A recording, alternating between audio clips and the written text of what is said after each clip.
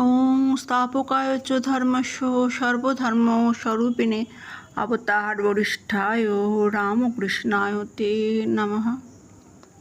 প্রিয় ভাই বোন বন্ধু গুরুজন সকলকে আন্তরিক শ্রদ্ধা ভালোবাসা এবং প্রণাম জানিয়ে আজকে কথামৃত পাঠ শুরু করছি। আজকের আলোচ্য বিষয় শুধু পাণ্ডিত্যে কি আছে। ঠাকুর শ্রীরামকৃষ্ণ ভক্ত সঙ্গে বসিয়া আছেন।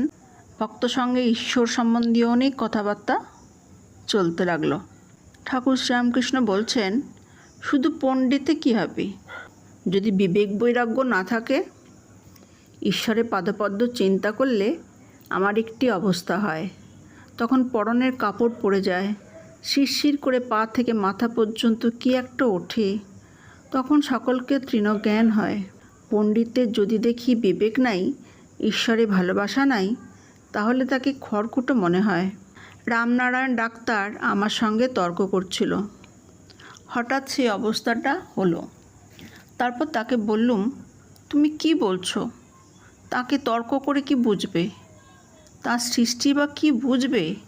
তোমার তো ভারী তেঁতে বুদ্ধি। আমার অবস্থা দেখে সে কাঁদতে লাগলো আর আমার পা টিপতে লাগলো। ডাক্তার, রামনারায়ণ ডাক্তার হিন্দু কি না? আবার ফুল চন্দন লয়, সত্য হিন্দু কি না? মাস্টার, ডাক্তার বলেছিলেন আমি শাঁখ ঘণ্টায় নাই। শ্রীরামকৃষ্ণ ডাক্তারের প্রতি, বঙ্কিম তোমাদের একজন পণ্ডিত। এখানে বঙ্কিম বলতে বঙ্কিমচন্দ্র চট্টোপাধ্যায়ের কথা বলা হচ্ছে। বঙ্কিমের সঙ্গে দেখা হয়েছিল।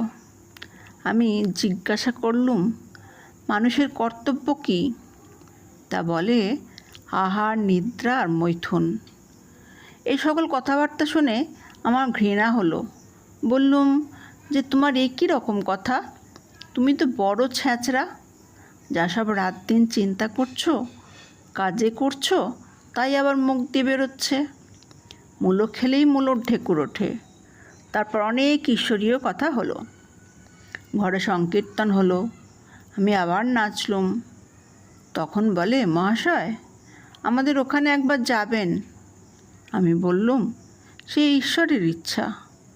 তখন বলে, আমাদের সেখানেও ভক্ত আছে, দেখবেন। আমি হাসতে হাসতে বললুম, কীরকম ভক্ত আছে গো? গোপাল গোপাল যারা বলেছিল সেই রকম ভক্ত নাকি?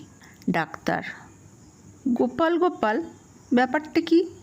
ঠাকুর তখন বলছেন সহাস্যে, একটি স্যাকরার দোকান ছিল। বড় ভক্ত, পরম বৈষ্ণব, গলায় মালা, কপালে তিলক, হস্তে হরিনামের মালা। সকলে বিশ্বাস করে ওই দোকানে আসে, ভাবে এরা পরম ভক্ত, কখনো ঠকাতে যাবে না। একদল খদ্দের এলে দেখতো কোনো কারিগর বলছে কেশব কেশব, আর একজন কারিগর খানিক পরে নাম করছে গোপাল গোপাল। আবার খানিকক্ষণ পরে একজন কারিগর বলছে হরি হরি। তারপর কেউ বলছে হর হর। কাজেই এত ভগবানের নাম দেখে খরিদ্দারেরা সহজেই মনে করত এ স্যাকরা অতি উত্তম লোক। কিন্তু ব্যাপারটা কি জানো? যে বললে কেশব কেশব, তার মনের ভাব এসব কে? যে বলল গোপাল গোপাল, তার অর্থ এই যে আমি এদের চেয়ে চেয়ে দেখলুম। তার অর্থ এই যে আমি এদের চেয়ে চেয়ে দেখলুম এরা গরুর পাল। যে বললে হরি হরি, তার অর্থ এই যে যদি গরুর পাল তবে হরি অর্থাৎ হরণ করি। আর যে বললে হর হর, তার মানে এই তবে হরণ করো হরণ করো, এরা তো গরুর পাল। সেজবাবুর সঙ্গে আরেক জায়গায় গিয়েছিলাম। অনেক পণ্ডিত আমার সঙ্গে বিচার করতে এসেছিল। আমি তো মুখ্যু। তারা আমার সেই অবস্থা দেখলে আর আমার সঙ্গে কথাবার্তা হলে বলল, মহাশয় আগে যা পড়েছি তোমার সঙ্গে কথা কয়ে সেসব পড়াবিদ্যা সব থু হয়ে গেল। এখন বুঝেছি তার কৃপা হলে জ্ঞানের অভাব থাকে না। মুখ্য বিদ্বান হয়, বোবার কথা ফোটে। তাই বলছি বই পড়লেই পণ্ডিত হয় না। আর কৃপা হলে জ্ঞানের কি আর অভাব থাকে? দেখো না, আমি তো মুখ্য, কিছুই জানি না, তবে এসব কথা বলে কে? আবার এই জ্ঞানের ভাণ্ডার অক্ষয়। ওদেশে ধান মাপে রামে রাম রামে রাম বলতে বলতে একজন মাপে আর যাই ফুরিয়ে আসে, আর একজন রাস ঠেলে দেয়। তার কর্মই ওই, ফুরালেই রাস ঠেলে। আমিও যা কথা কয়ে যাই ফুরিয়ে আসে হয়, মা আবার অমনি তার অক্ষয় জ্ঞান ভাণ্ডারে রাস ঠেলে দেন। ছেলেবেলায় তার আবির্ভাব হয়েছিল। 11 বছর বয়সের সময় মাঠের উপর দিয়ে কী দেখলুম, সবাই বললে বেহুঁশ হয়ে গেছিলুম, কোনো সার ছিল না। সেই দিন থেকে আর এক রকম হয়ে গেলুম। নিজের ভিতর আর একজনকে দেখতে লাগলুম। যখন ঠাকুর পুজো করতে যেতুম, হাতটা অনেক সময় ঠাকুরের দিকে না গিয়ে নিজের মাথার উপর আসতো, আর ফুল মাথায় দিতুম। যে ছোকরা আমার কাছে থাকতো সে আমার কাছে আসতো না, বলতো তোমার মুখে কি এক জ্যোতি দেখছি, তোমার বেশি কাছে যেতে ভয় হয়। শ্রীরামকৃষ্ণ: আমি তো মুখ্য, আমি কিছু জানি না, তবে এসব বলে কে? আমি বলি, মা আমি যন্ত্র, তুমি যন্ত্রী, আমি ঘর, তুমি ঘরণী, আমি রথ, তুমি রথী। যেমন করাও তেমনি করি, যেমন বলাও তেমনি বলি, যেমন চালাও তেমনি চলি।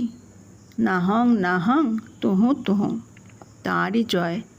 আমি তো কেবল যন্ত্র মাত্র। শ্রীমতী যখন সহস্রধারা কলসি লয়ে যাচ্ছিলেন, জল একটুকুও পড়ে নাই। সকলে তার প্রশংসা করতে লাগলো। এমন সত্যি হবে না। তখন শ্রীমতী বললেন, তোমরা আমার জয় কেন দাও? বলো কৃষ্ণের জয়, কৃষ্ণের জয়। আমি তার দাসী মাত্র। ওই অবস্থায় ভাবে বিজয়ের বুকে পা দিলুম। এদিকে তুই বিজয়কে এত ভক্তি করি, সে বিজয় গায়ে পা দিলুম, তার কি বলো দেখি? ডাক্তার: তারপর সাবধান হওয়া উচিত। শ্রীরামকৃষ্ণ হাত জোর করে: আমি কি করব? সে অবস্থাটা এলে বেহুঁশ হয়ে যাই। কি করি কিছুই জানতে পারি না। ডাক্তার: সাবধান হওয়া উচিত, হাত জোর করলে কি হবে? শ্রীরামকৃষ্ণ: তখন কি আমি কিছু করতে পারি? তবে তুমি আমার অবস্থা কি মনে করো? যদি ঢং মনে করো তাহলে তোমার সায়েন্স ফায়েন্স সব ছাই পড়েছ। ডাক্তার: মহাশয়, যদি ঢং মনে করি তাহলে কি এত আসি? এই দেখো, সব কাজ ফেলে এখানে আসি।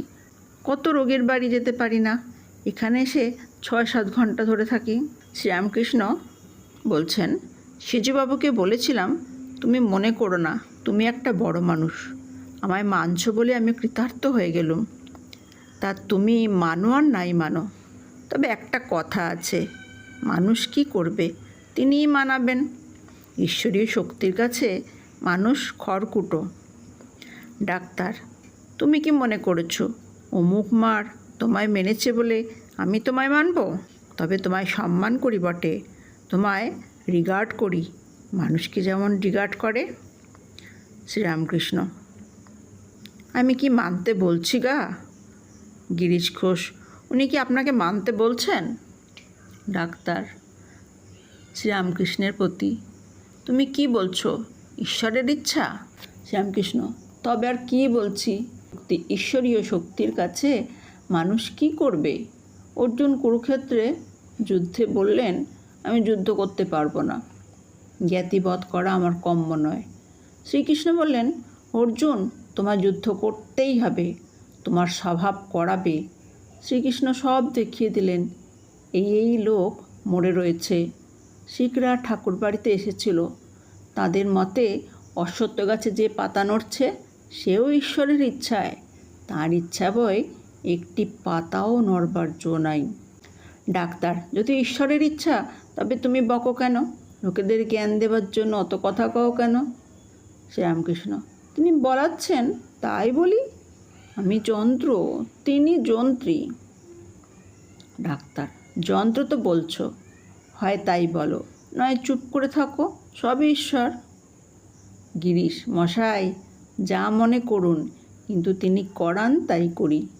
তার ইচ্ছার প্রতিকূলে এক পাও কেউ যেতে পারে? ডাক্তার: ফ্রি উইল তিনি দিয়েছেন তো, আমি মনে করলে ঈশ্বর চিন্তা করতে পারি, আবার না করলে না করতে পারি। গিরিশ, আপনার ঈশ্বর চিন্তা বা অন্য কোনো সৎ কাজ ভালো লাগে বলে করেন, আপনি করেন না, সেই ভালো লাগাটা করায়। ডাক্তার, কেন? আমি কর্তব্যকর্ম বলে করি। গিরিশ, সেও কর্তব্যকর্ম করতে ভালো লাগে বলে। ডাক্তার, মনে করো একটি ছেলে পুড়ে যাচ্ছে, তাকে বাঁচাতে যাওয়া কর্তব্যবোধে? গিরিশ, ছেলেটিকে বাঁচাতে আনন্দ হয়, তাই আগুনের ভিতর চান। আনন্দ আপনাকে নিয়ে যায়, চাটের লোভে গুলি খাওয়া